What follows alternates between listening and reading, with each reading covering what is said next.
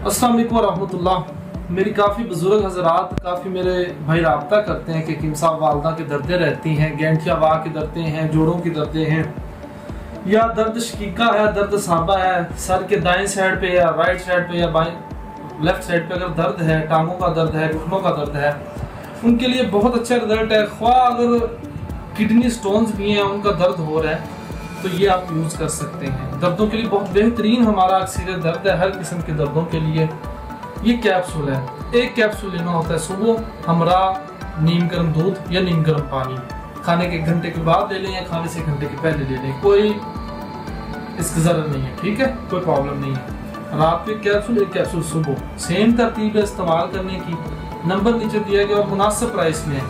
अगर कोई भाई कहता है कि मेरे पास ये बजट नहीं है, ये नहीं है, तो उनके लिए तोहफे में है। नंबर नीचे दिया गया, आप लोग रब्ता कर सकते हैं। और ये 100% कामयाब तरीन हमारा फार्मूला है। इसके अलावा जनाना मर्दाना या आपका कोई भी मसला मसाले नंबर नीचे दिया गया है। बाकी मजूद शबाब और क्या बात है, क्या रिजल्ट है, तो आप लोग रब्ता कर सकते हैं। डिलीवरी हमारी पूरे पाकिस्तान में है। तो अपने भाई को दीजिए इजाज़त, दुआ में याद रखिएगा। देख के अल्लाह हाफ़िज़।